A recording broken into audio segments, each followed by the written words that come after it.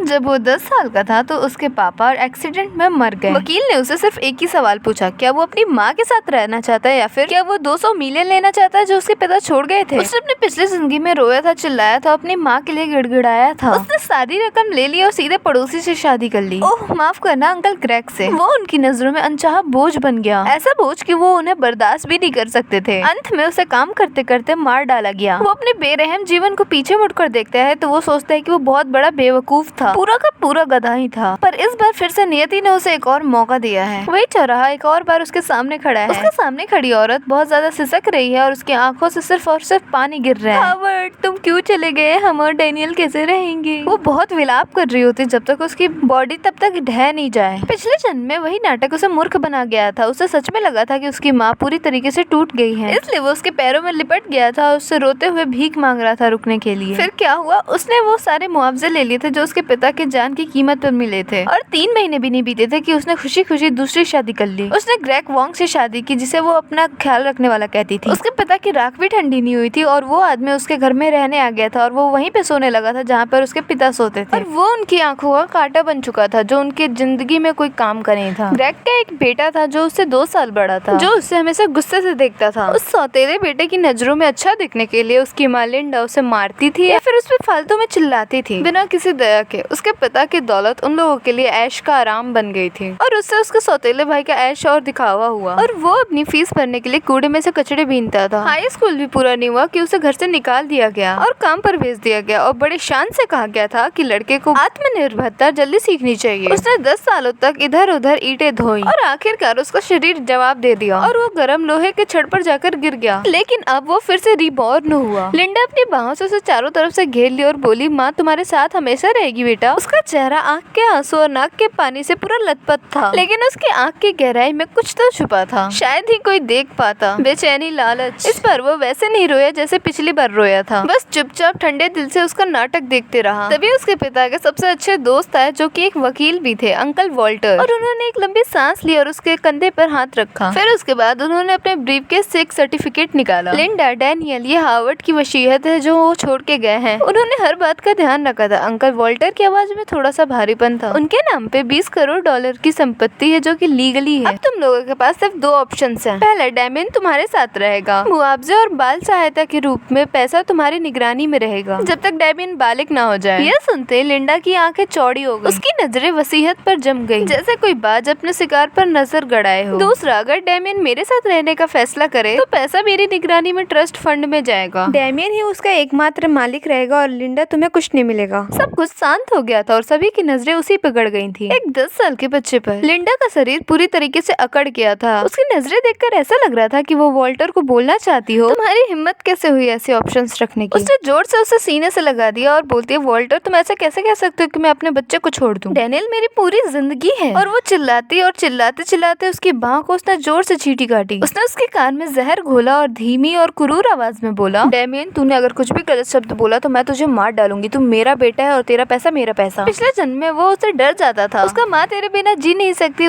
ये सुनकर उसका दिल पिघल जाता था। अब बस मतलब की लहरें उठ रही हैं। अब वो महसूस कर सकता है कि उसकी चुटकी काटती हुई उंगलियां कांप रही होती हैं, बल्कि डर से नहीं, चेतना से, तनाव से। अपनी पूरी जिंदगी में उसने उतना पैसा नहीं देखा था। पैसे मिलने से पहले वो सपने सजा रही थी, ग्रेग के साथ खूबसूरत पल की कल्पनाओं के साथ डूबी हुई थी। उसके बाद हमारे मेन कैरेक्टर ने धीरे धीरे एक इंच करके उसके बाहों से खुद को छुड़ा लिया। वो जैसे आजाद हुआ उसने सिर उठाया। उसकी नजर वॉल्टर के हैरान आंखों से मिली। एक एक शब्द साफ जैसे कि शीशे पर लकीर खींची गई हो। उसने कहा, अंकल वॉल्टर मैं 20 करोड़ चुनता हूँ, मैं दूसरी ऑप्शन चुनता हूँ। वो पूरा हॉल शॉक्ड हो गया। सब कुछ थम सा गया जैसे किसी ने पॉज का बटन दबा दिया हो। सबके मुंह खुले के खुले रह गए, आंखें फटी की फटी रह गई। लिंडा के मुंह पर दुख का नकाब जम गया। उसके दिल के टुकड़े टुकड़े हो गए जब तक उसके चेहरे पे गुस्सा नहीं दिखने लगा। वो चीखी, डैमियन अभी तूने क्या कहा? उसकी आवाज इतनी तीखी थी कि कान के पर्दे फाड़ दे। उसने दोबारा से बोला, पर जोर से नहीं, हर शब्द को कील की तरह ठोकते हुए, मुझे आप नहीं चाहिए, मुझे पैसा चाहिए। लिंडा चीख पड़ी, क्या तेरा दिमाग खराब हो चुका है कमीने? नमक हराम, मैं तेरी माँ हूँ। लिंडा का पूरा आपक हो गया। वो उस पे पागलों की तरह झपटी। उसका हाथ उसके मुंह पर मारने के लिए उठा। उसका हाथ उसे मारने के लिए उठा, पर एक मजबूत हाथ ने उसके हाथ को रोक लिया। वो हाथ अंकल वॉल्टर का था। तुम खुद को संभालो, ये हार्वर्ड का शोक शबा है और ये डैमियन का खुद का फैसला था। एक बच्चा ये सब क्या जानता है? ये सब तुमने सिखाया होगा। वॉल्टर ने उसका हाथ घृणा से झटक दिया। मैं आखिरी बार कह रहा हूँ कि ये हार्वर्ड की प्रॉपर्टी है, इसका पूरा कानूनी प्रभाव है। चूंकि डैमियन ने अपना फैसला कर लिया है तो मैं इसी पल से कानूनी प्रक्रिया शुरू करूंगा।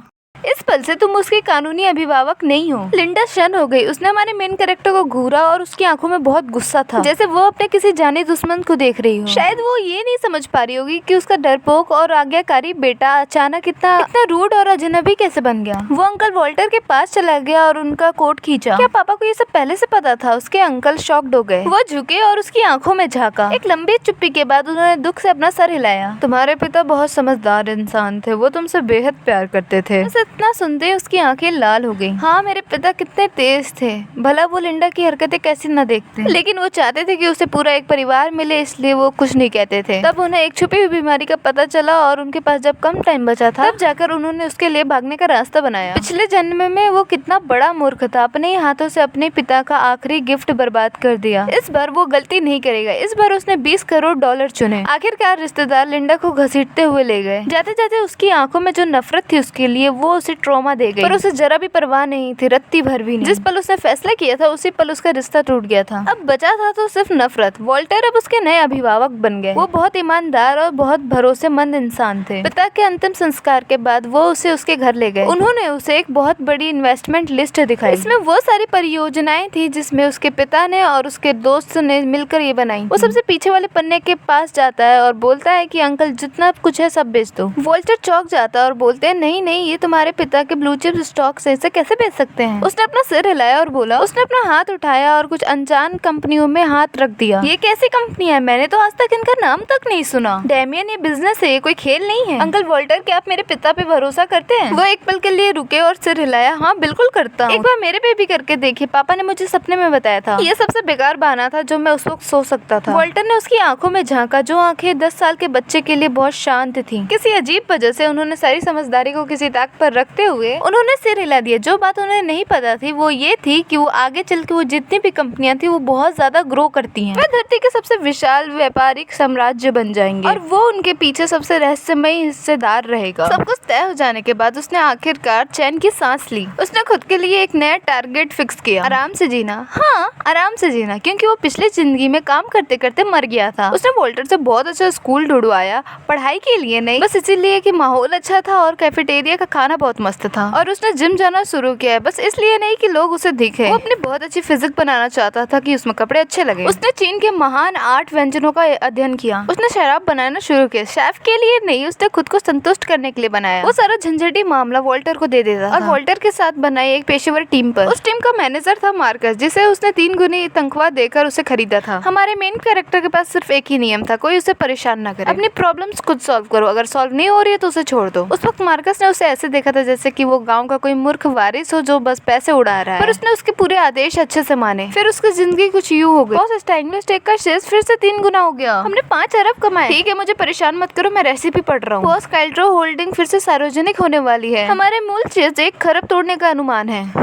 ठीक है, अब आओ ये देखो, मैंने शराब की न्यू बोतल का बैच बनाया है। बॉस, ये देखिए, जो आपने सरकारी जमीन यूं ही खरीद ली थी, वहाँ पर सरकार बिजनेस सिटी बना रही है। उसकी कीमत 100 गुना बढ़ गई है। धीरे धीरे मार्कस उसकी आलसी अंदाज का आदी हो गया। वो उसके लिए छोटे मोटे अरबों के सौदों को खुद ही छांटकर अलग करने लगा और वो आराम की राह पर और आगे बढ़ता चला गया। उसके नाम पर उसकी दौलत सिर्फ बढ़ती गई। उसे कोई होश ही नहीं रहता था अपने पैसों का। उसको इस बात में दिलचस्पी थी कि वो अपनी जिंदगी को और आरामदेही कैसे बना सके। वो अरबपति लोगों में बहुत ज्यादा रहस्यमय इंसान बन गया। कोई नहीं जानता था कि वो कौन है। बस लोग इतना जानते थे कि कोई बहुत अमीर इंसान है जो पूरे देशों से भी अमीर है, जिसे किसी ने आज तक देखा नहीं है। ये सिलसिला ऐसे ही चलता रहा जब तक उसके 18 साल होने पर एक औरत नहीं आई जिसने उसके शांत और सुकून भरी जिंदगी को तहस नहस कर दिया। सिंक्लेयर, उसकी पूर्व मंगेतर। सिंक्लेयर के साथ सगाई उसकी बचपन का इंतजाम था। उस दादा ने तय किया था। उसके पिता की मौत के बाद उसका पूरा परिवार बर्बाद हो गया था और उस सगाई के बारे में किसी ने जिक्र भी नहीं किया। पर किसी को क्या पता था कि उसके पिता की छोड़ी हुई दौलत 10 साल बाद बेशुमार व्यापारिक साम्राज्य बन जाएगी। कम प्रोफाइल रखने के बावजूद भी सिंक्लेयर परिवार का ध्यान उसकी तरफ आ ही गया। उसके 18वें जन्मदिन के दिन खुद बूढ़े सिंक्लेयर खुद अपनी प्यारी पोती को लेकर उस दरवाजे पर आ गए। बहाना था पुरानी सगाई को सम्मान देने का। जब उसने पहली बार सिंक्लेयर को देखा, वो वॉल्टर के बैठक कक्ष में थी।